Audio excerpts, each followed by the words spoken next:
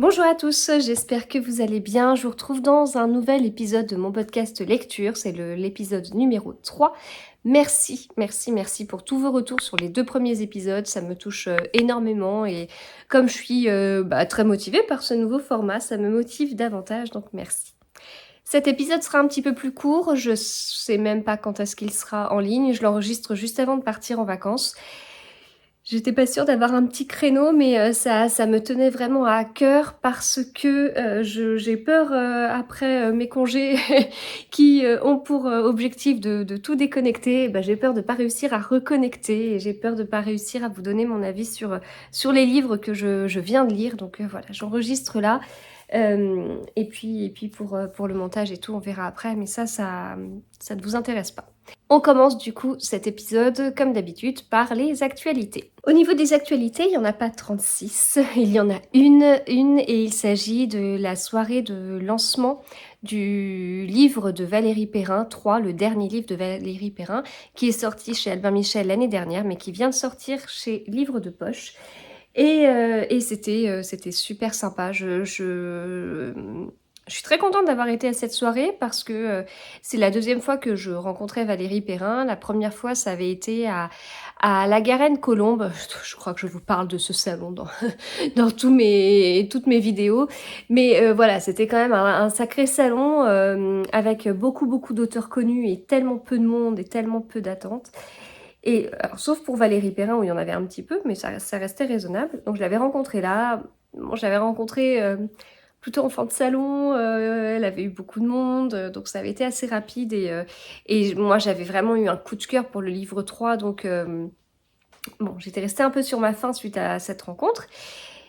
Et donc j'avais vraiment hâte de pouvoir la rencontrer à un autre moment et puis enfin voilà, de voir si la vie que je m'étais fait à ce moment-là était justifiée ou non. Enfin, et puis c'était très sympa. C'était une soirée très chouette.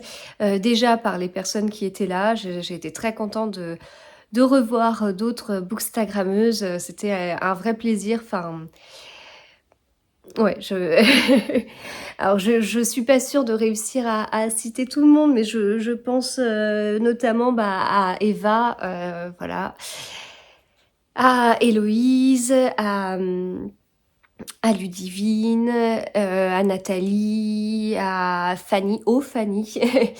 Euh, voilà, enfin, c'était bien, c'était très bien. Et puis, contente d'avoir vu Valérie Perrin dans un autre contexte.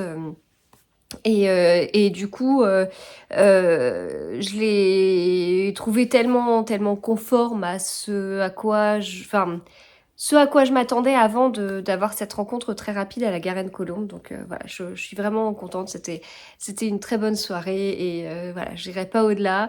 Certaines savent, mais voilà, c'était très chouette. Et je remercie tellement William du livre de poche parce que voilà, c'était dans un lieu vraiment chouette. Et en fait, il y a ce côté-là aussi. Enfin, c'est à chaque fois dans des lieux super sympas, donc ça me permet de découvrir aussi.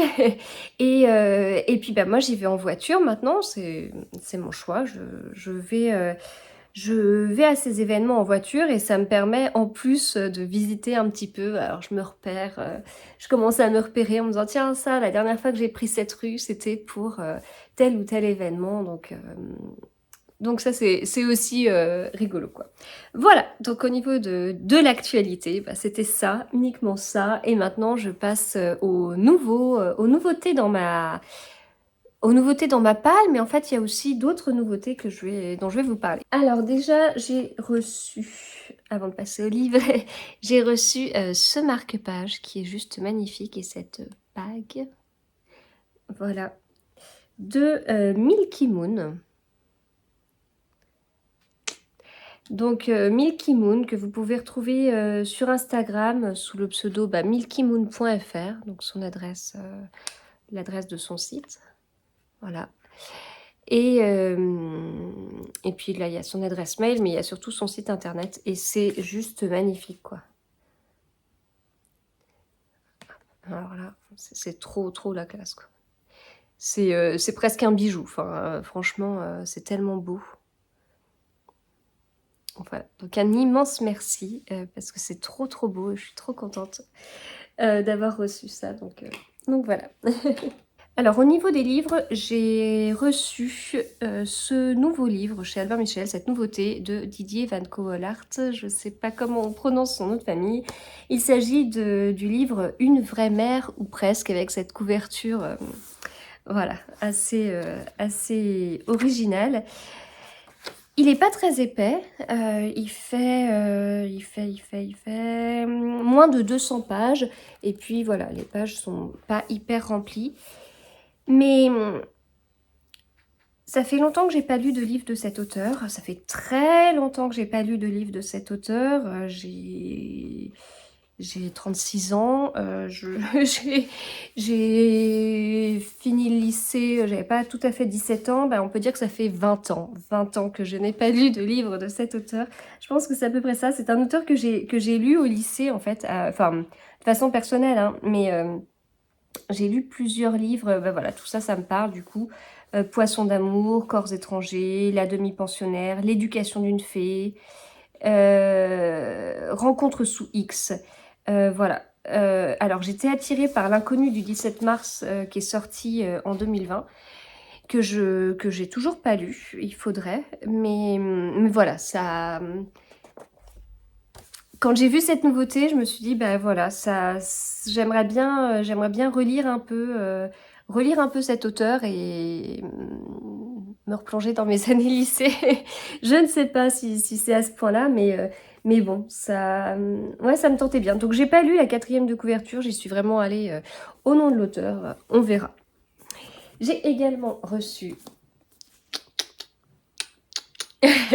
le nouveau livre d'Éric Foissier, le nouveau tome du Bureau des Affaires Occultes. C'est le tome 2, Le fantôme du vicaire, avec cette couverture juste magnifique. J'avais vraiment, vraiment beaucoup aimé le premier tome. Quand je l'ai lu, alors je crois que c'était au moment de la sortie du Angel, Lyon et peut-être un autre livre. Enfin, il me semble que je l'avais reçu l'année dernière avec d'autres grosses sorties. Et c'était un livre où, en fait, on avait reçu une grande plaquette d'Albin Michel. Il y avait un côté, on voyait que ça allait être une grosse sortie. Et en même temps, c'était pas un auteur que je connaissais. Je croyais d'ailleurs à ce moment-là que c'était son premier livre, mais c'était pas le cas. Euh, et, euh, et oui, du coup, vous voyez que ça allait être un sacré livre, mais en même temps un nouveau livre, quoi. Donc, je savais pas trop à quoi m'attendre. Je l'ai découvert et j'ai énormément aimé. Bon, là, il n'y a pas énormément de choses sur la 4e de couverture, mais en tout cas, sur le premier tome, c'était un livre qui était... je vous l'ai déjà raconté il n'y a pas très longtemps, dans peut-être mon dernier vlog, pas mon dernier épisode de podcast, hein, mon dernier vlog. Je suis très admirative des auteurs qui font, et très admirative du coup des livres qui demandent énormément de recherche. Alors il y a des auteurs que j'aime bien, ou il y a des auteurs que j'adore, hein, si je vous lève un tout petit peu. Hop, genre Agatha Christie qui sont en haut, eh bien les Agatha Christie, on peut pas dire que ce soit des livres qui demandent une énorme recherche historique, quoique La mort n'est pas une fin, si. Et puis après Agatha Christie, elle était hyper ouverte d'esprit, hyper curieuse, et on voit qu'elle s'est nourrie de tout ça pour, euh, pour rédiger ses livres. J'ai toujours l'impression que je vous ai pas remis à l'endroit, je crois. Hop. Malgré tout, enfin, j'adore Agatha Christie, etc. Et même si elle était capable d'écrire 4 livres par an. En même temps, je suis admirative des gens qui bossent et qui bossent bien et qui, voilà, qui enchaînent comme ça. Et en fait, c'est peut-être ça. Je suis admirative des gens qui bossent sacrément. Et du coup, elle avait peut-être pas des livres avec des recherches hyper poussées sur certaines choses, même si, voilà, il y a quand même des notions d'histoire, des notions de poison. Mais voilà. Là, Éric Foissier, son premier livre, il a vraiment été un sacré livre. enfin son précédent livre, c'est pas le premier de l'auteur, mais le premier tome de cette série, Le Bureau des affaires occultes, ça a été un sacré livre parce que c'est un polar historique. Donc déjà ça, c'est vachement bien, on a tout un contexte et tout, donc c'est hyper, intéressant. Enfin oui, c'est hyper précieux en fait. Donc là, je sais pas si on peut retrouver la période où ça se passe parce que j'ai un petit trou de mémoire, mais non, on s'est pas mis. Mais en tout cas, le contexte historique est vraiment, vraiment présent. Et bien décrit. Donc voilà, ça demande énormément de recherche. Et c'est aussi très fort sur la partie scientifique. Et dans la partie scientifique, il y a plusieurs branches. Dans les sciences, il y en a que j'aime beaucoup et il y en a que j'aime beaucoup moins. Et du coup, quand on dit scientifique, enfin, sur un livre comme ça peut être la biologie. Bon, la biologie, c'est pas forcément mon truc parce que c'est pas aussi carré que les maths, etc. Mais en fait, là, dans le premier tome, on avait quand même un aspect vraiment logique et il y avait un côté presque matheux, en fait. Et je crois même qu'il y avait un mathématicien et tout. Enfin, du coup, c'était aussi hyper intéressant sur ça. Et je trouvais que le côté policier, historique, scientifique, et ben, chapeau, quoi. Enfin, et ça tenait la route sur le policier aussi, hein. Enfin, donc j'étais assez admirative. Donc je l'ai découvert, vraiment... au tout début et j'ai vraiment bien aimé. Et puis, du coup, je suis pas du tout la seule, bien au contraire, parce que ce livre, il a cartonné. Et donc là, le premier sort en poche, chez Livre de Poche, si vous l'avez pas encore lu, allez-y.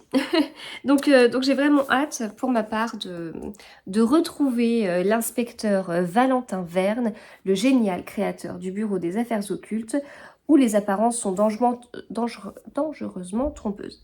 Bon, j'avais quand même entendu quelques avis négatifs sur certaines choses. Certains trouvaient que c'était un premier tome très introductif, etc. Mais en même temps, on se doutait, vu le titre, que c'était un premier tome et puis tant mieux, parce que c'était tellement bien qu'on veut la suite. Et la suite est là chez Albin Michel, donc voilà.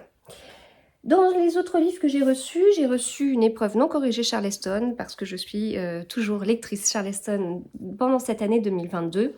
Donc épreuve non corrigée, le livre sortira fin août 2022 dans le cadre de la rentrée littéraire. Et j'ai eu la surprise de me percevoir que c'était un livre qui était tout fin, donc ça devrait se lire assez vite. Il fait 160 pages, donc voilà. Moi, c'est bien aussi. Quand on aime bien un livre, un pavé, c'est bien, mais vous savez que j'ai toujours un peu peur des pavés, donc un petit livre fin, c'est plutôt cool. J'ai reçu celui-ci. J'ai reçu ce livre-là, qui est le 3e tome des Thés meurtriers d'Oxford de H.Y. Anna, traduit par Diane Garot. Je l'ai reçu en service presse, j'ai reçu les 2 premiers en service presse. C'est un livre qui est auto-édité, donc je vous en avais pas mal parlé des 2 premiers que j'avais adorés et du coup, on me disait: «Mais c'est bien, mais je le trouve pas en librairie» et cetera. Alors, il va sortir chez City prochainement. Je sais plus si c'est le premier, si c'est les 2 premiers, enfin, mais en tout cas, le 3e là, est sorti en auto-édition. Je suis pas forcément fan de l'auto-édition dans le sens où,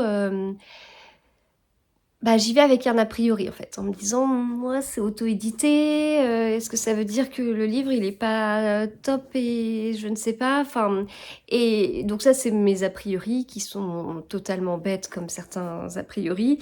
Parce qu'une fois que j'ai découvert le premier tome, j'ai adoré, mais c'est une de mes séries de cosy mystery préférées. Vraiment, donc c'est à ce point-là, et vous savez que des séries de cosy mystery, j'en ai lu vraiment beaucoup. Le premier tome, je crois que c'est le premier livre que j'ai lu cette année. Le deuxième tome, en fait, j'ai même pas besoin de caser ces livres dans mon planning de lecture parce qu'à un moment donné, je le prends avec plaisir. Je sais que je vais le lire assez vite parce que j'adore. Et voilà, en fait, il y a un côté crédible. J'aime beaucoup les dialogues entre les personnages et là, le personnage principal, c'est Gemma Rose.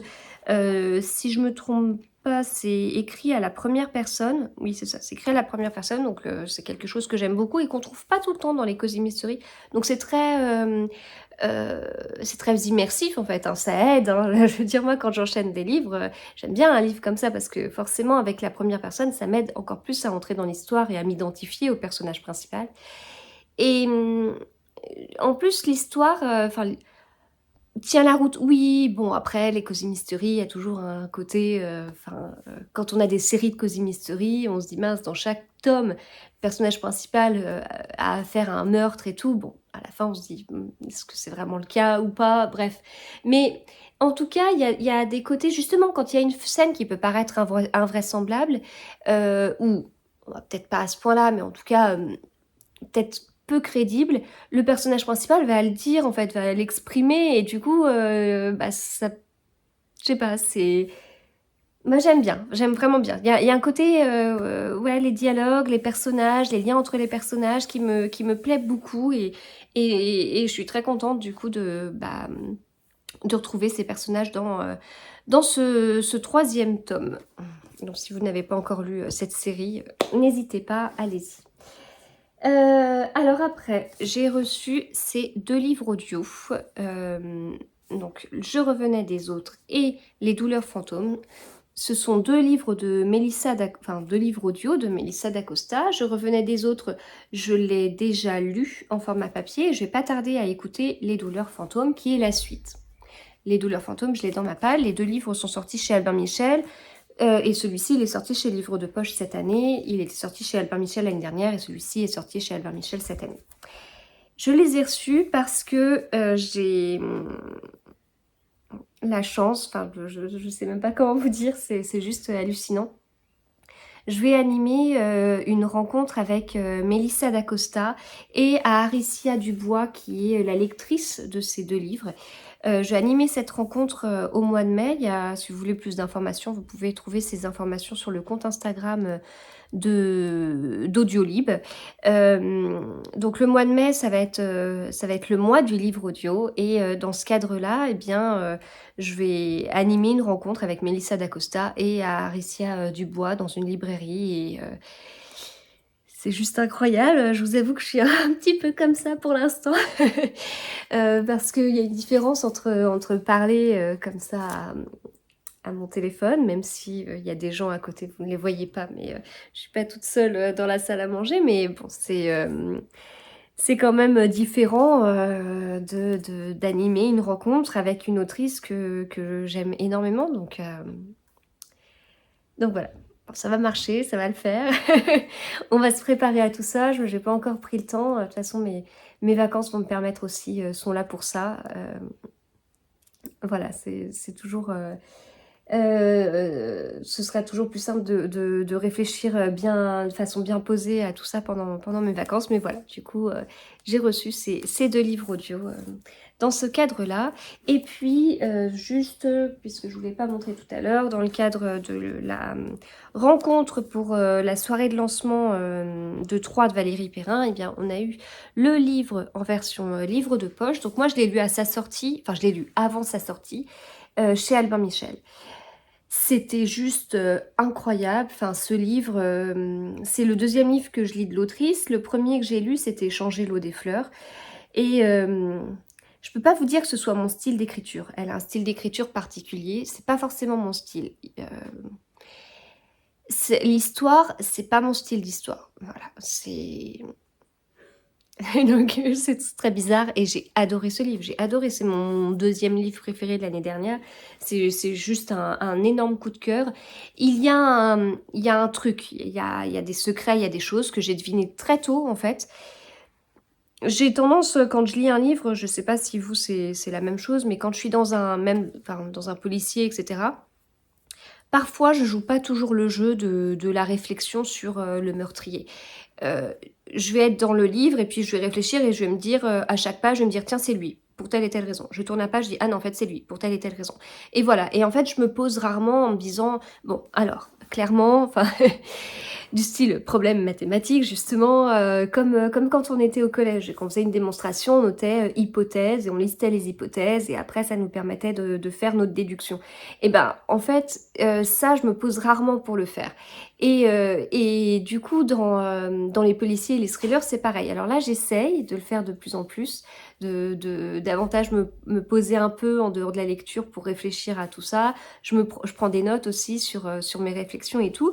Là, on n'est pas sur un policier ou un thriller, mais il y a il y a des trucs et il s'avère il y a un moment donné, il s'est passé des choses et je me suis levée à ce moment-là parce que j'avais besoin de faire un truc et je me suis levée et en me levant, bah, du coup, je réfléchissais à ce que je venais de lire et je me suis dit: «Ah mais ça se trouve, c'est ça» et en fait, du coup, j'avais trouvé le dénouement, mais super tôt et pourtant, malgré ça, mais ça m'a pas empêché de le dévorer, mais je l'ai lu en un week-end et vous voyez, c'est un pavé, il fait quasiment 800 pages. Enfin, c'est je vous ai dit que j'aimais pas les pavés et là, j'y suis allée, enfin, voilà, j'y suis allée et j'ai énormément aimé. On est sur trois copains, de d'enfance et bah, lisez-le. Lisez-le si vous l'avez pas encore fait et puis donc on avait un tote bag avec ce livre et puis avec un joli carnet, voilà. Voilà pour tout ce que j'ai reçu, c'est pas mal. Et maintenant, je passe au livre que j'ai lu. Livre que j'ai lu, donc il y en a pas beaucoup, enfin livre que j'ai vraiment terminé. Il y a celui-ci, je vous en avais déjà parlé dans ma vidéo précédente. Parce que j'étais en cours de lecture, c'est un cosy mystery, donc Cadavre à l'écossaise, écrit par Marie-Lou Rouge, qui est sorti chez City. Dans ce cosy mystery, on suit Mona Morgan, qui s'appelle Desdemona et elle est designer d'intérieur.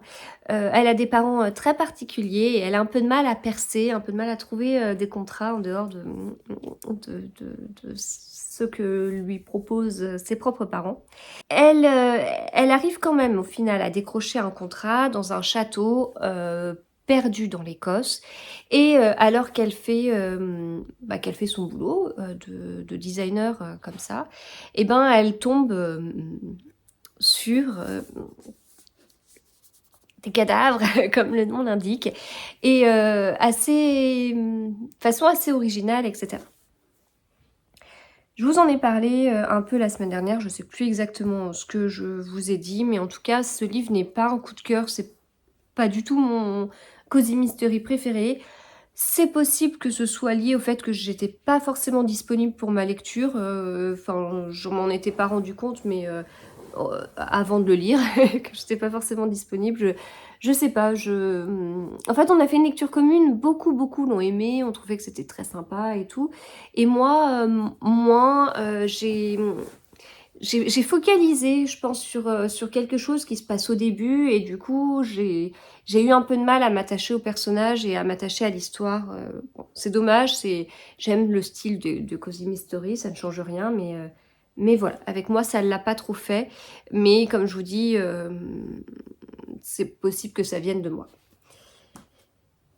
J'ai lu, sinon, Mr. Brown d'Agatha Christie dans le cadre du challenge Red Christie 2022. Cette année, dans le challenge Red Christie 2022, l'héritier d'Agatha Christie, enfin l'arrière-petit-fils d'Agatha Christie et toute son équipe qui travaille pour comment dire, continuer à lire Agatha Christie, faire en sorte qu'on parle toujours d'Agatha Christie, etc. Eh bien, ils nous ont proposé un challenge autour des voyages de l'autrice. Et elle en a fait pas mal. Dans la vie d'Agatha Christie, il y a énormément de choses, dans ses livres aussi. Et il y a toute une partie archéologie, toute une partie voyage. Et de mon côté, c'est pas ce que j'apprécie le plus chez l'autrice. J'aime le côté anglais, j'aime le côté... moi, j'aime bien les Hercule Poirot assez classiques. Et alors que dans ces livres, on va voyager en Égypte, on va prendre l'Orient Express, on va faire plein de choses. Enfin, il y a des petites scènes aussi qui sont en France. Mais voilà, c'est pas forcément ce que j'apprécie, mais comme je lis ou relis tous les Agatha Christie depuis juillet 2019, et ben ça me permet cette année d'aller vers des livres de mon autrice préférée, vers lesquels j'avais pas été jusqu'à présent, que j'avais un peu boudé à cause du fait que j'étais pas trop, je suis pas trop archéologie et tout.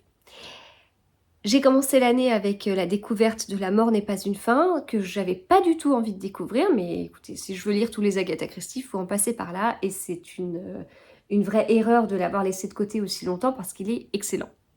Il est excellent et en réalité c'est un Agatha Christie classique même s'il se passe à l'époque de l'Égypte ancienne. Ce mois-ci, le thème du mois c'est les aventures. Et donc de mon côté j'ai choisi de relire Mr. Brown. Alors je sais plus si c'est une relecture ou une re-relecture. Dans ce livre, on découvre Tommy et tu penses Beresford. C'est le deuxième livre écrit par l'autrice. Son tout premier, c'était La mystérieuse affaire de Styles avec Hercule Poirot. Elle avait commencé au top. Et son deuxième livre, c'est celui-ci dans un genre totalement différent, puisque La mystérieuse affaire de Styles, elle nous pose en fait son schéma classique. Donc voilà, on a Hastings qui est là pour raconter l'histoire de Poirot, qui est là pour mettre encore plus sur un piédestal Poirot, qui est là et ben pour montrer au lecteur que oui, c'est normal qu'on trouve pas le dénouement. En même temps, quand on lit les réflexions d'Hastings ou quand on voit comment Poirot le prend de haut, le lecteur a tendance à dire qu'il a quand même de meilleures réflexions qu'Hastings. Mais bon. Donc voilà, elle avait vraiment posé les règles de de ses romans policiers classiques, vraiment des choses très carrées, avec cet Hercule Poirot qui est très carré, et des dénouements de plusieurs pages. Et c'est vrai que c'est quelque chose que j'apprécie de mon côté et qu'on trouve bah, pas forcément de partout en fait. Des dénouements, je trouve que dans les livres maintenant, les dénouements sont de plus en plus tard. Et moi j'aime bien ce côté avec le dénouement, l'explication, comment on en arrive là, enfin la démonstration du dénouement. Et donc voilà, ce livre, on a l'impression que c'est la base de tous ces livres que je trouve classiques en fait. Et en deuxième livre, elle nous sort celui-ci, qui est pas du tout pareil, puisque là on a deux aventuriers, qui s'appellent eux-mêmes les jeunes aventuriers. Et donc on a Tommy et tu penses, qui, qui partent à l'aventure, qui ont il y a un côté un peu espionnage, il y a un côté, bah oui, il y a beaucoup de lieux en fait, ça bouge beaucoup, c'est assez rythmé, ça, enfin, je trouve que je vais pas dire que c'est un thriller parce que c'est pas le cas. Ils étaient 10, c'est un excellent thriller hein, de la part d'Agatha Christie. Mais là, non, c'est plutôt, oui, roman d'espionnage, mais donc avec un côté politique du coup, ce qu'on retrouve pas dans les Hercule Poirot ou alors dans certaines nouvelles d'Hercule Poirot, mais c'est pas trop le cas. Là, oui, il y a un côté politique, il y a un côté, on se méfie de tout le monde et je sais pas, il n'y a pas forcément de meurtre en fait, mais plutôt des missions. Et donc là, c'est le premier.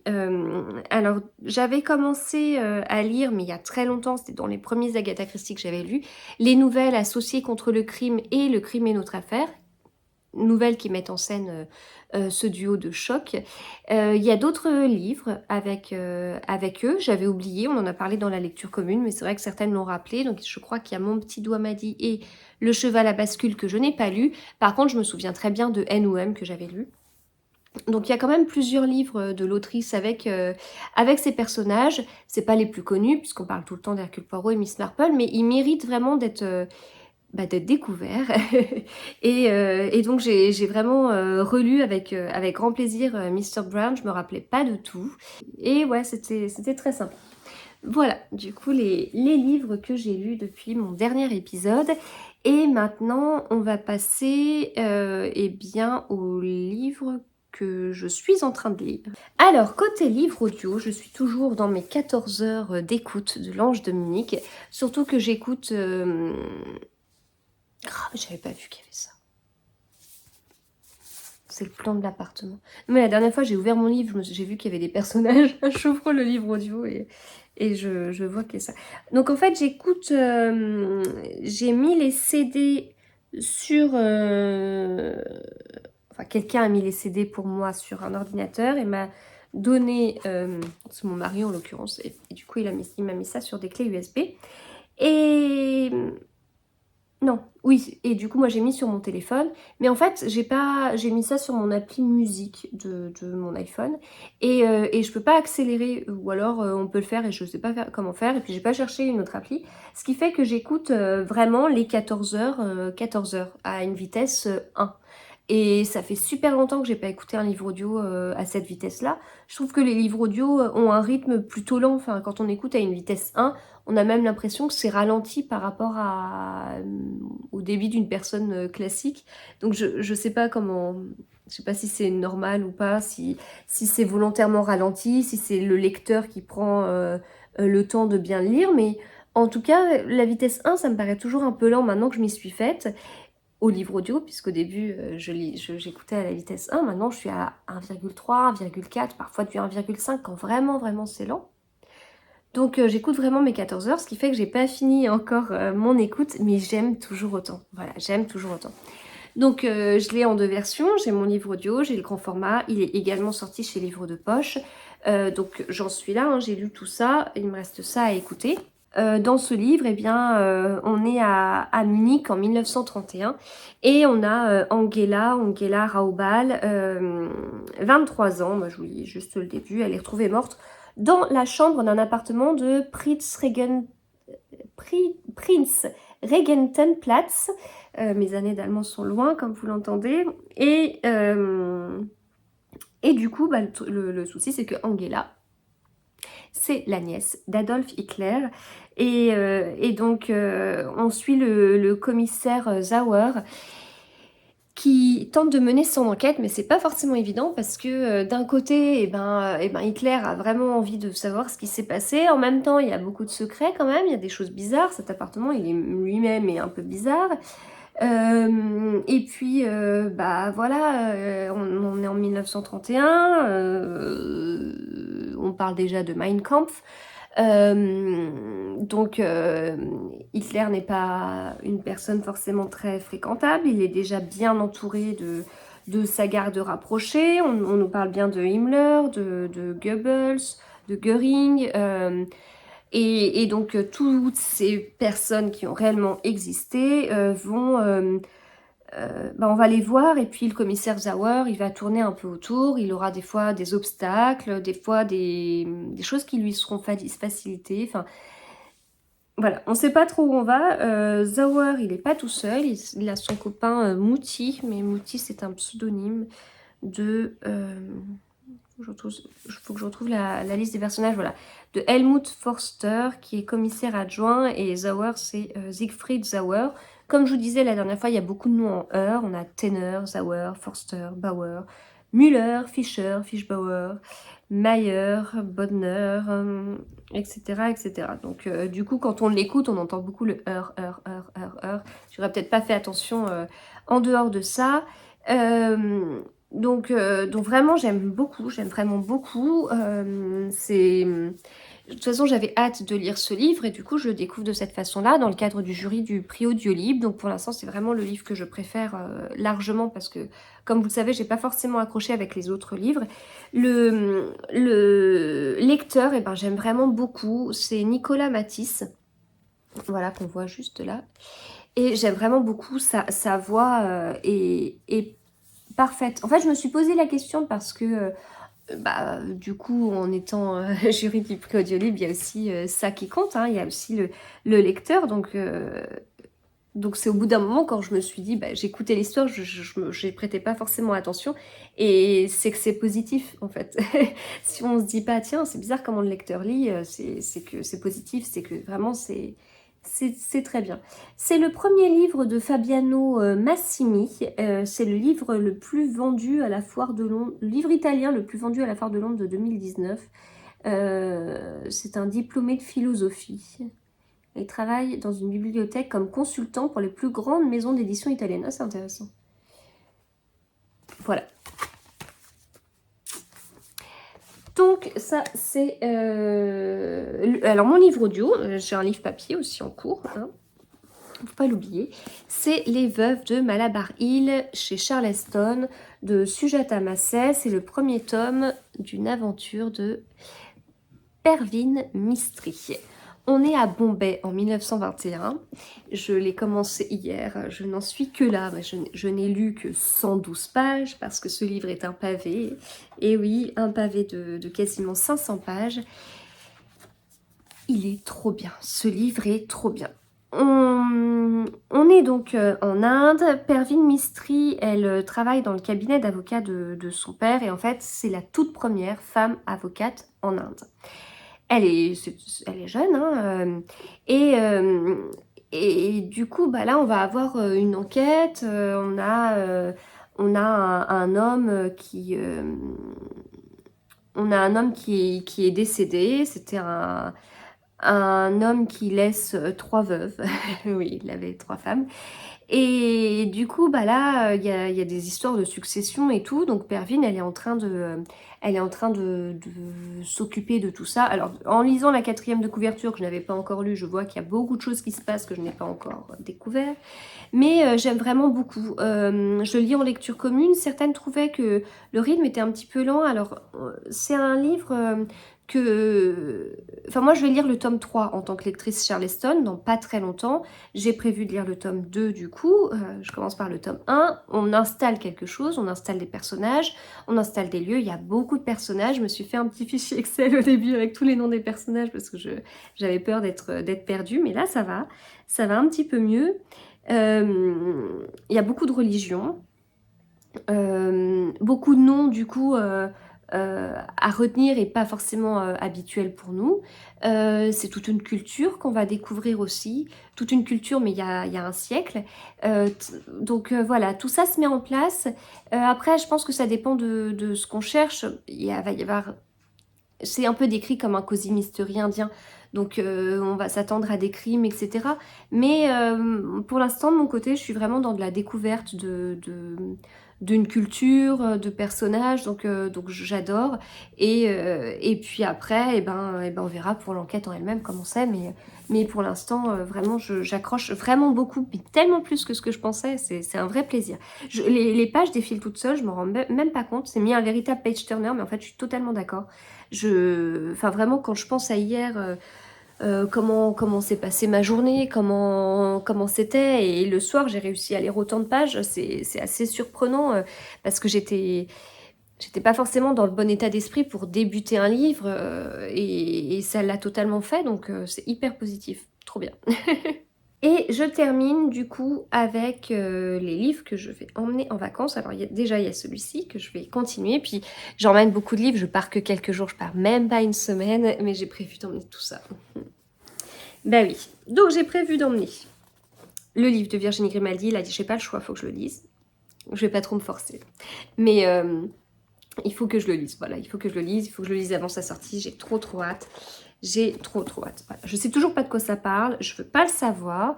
Je suis tombée sur une story tout à l'heure de Virginie Grimaldi qui disait qu'il y avait des journalistes qui avaient, enfin en tout cas un, qui avait tout spoilé sur son livre, sur voilà, les mystères qu'elle a voulu mettre et tout. Moi je me suis protégée des premières pages dévoilées, du résumé et de tout ça. Je veux pas en entendre parler tant que je me suis pas mise dedans parce que je sais que je vais adorer et voilà, donc j'ai hâte. Je vais amener celui-ci, Bigoudi et Petites Enquêtes de Naël Charles, chez Archipoche, que je lis en lecture commune à partir du 1er mai, donc c'est dimanche. Voilà, donc j'ai bien hâte de le lire. Il paraît qu'il est trop bien. Mais je vous l'ai dit aussi, hein, je vous en ai parlé, comme quoi j'avais prévu de le lire. Dans les livres que j'ai prévu de lire, il y a celui-là, Marie et Maria, de Gilliane Cantor, chez Prélude. Vous savez, c'est le livre qui va parler de Maria qui devient Marie Curie, et de Maria si elle n'avait pas fait certains choix, et si elle n'était pas partie de sa Pologne natale.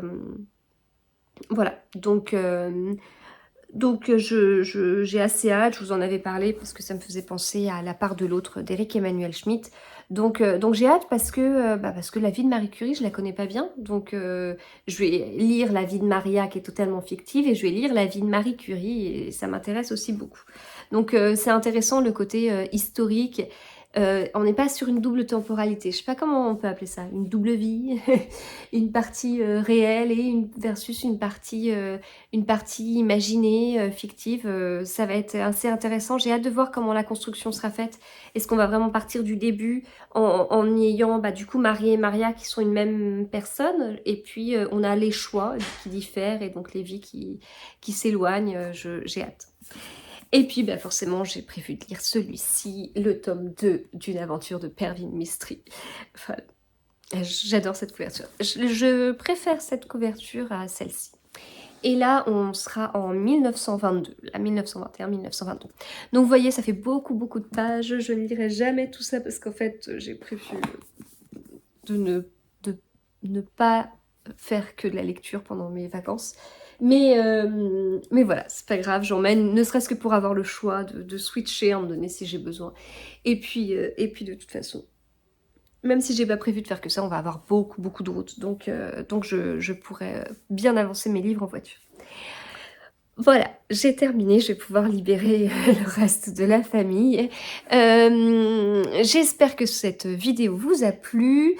Je suis contente de l'avoir enregistrée parce que je sais que j'aurais pas eu l'esprit tranquille tant que ça aurait pas été fait. Donc je suis contente, j'avais pas mal de petites choses à vous dire. Bon, c'est pas, ça va pas être une vidéo d'une heure et demie, mais au moins je serai à jour et voilà. Si des lectures communes vous intéressent parmi les livres que je vous ai présentés et que j'ai reçus, n'hésitez pas à me le dire. Dans ceux que je compte lire, là, il y en a pas mal où... il y en a 2 où j'organise une lecture commune. C'est encore possible de s'y inscrire, sauf si ma vidéo sort trop tard. Mais là, dans les autres livres que je vous ai présentés, que j'ai reçus, si vous voulez qu'on le lise ensemble, n'hésitez pas à me le dire, ce sera avec plaisir. Je vous souhaite du coup de très bons moments lecture et je vous retrouve plus tard. À bientôt.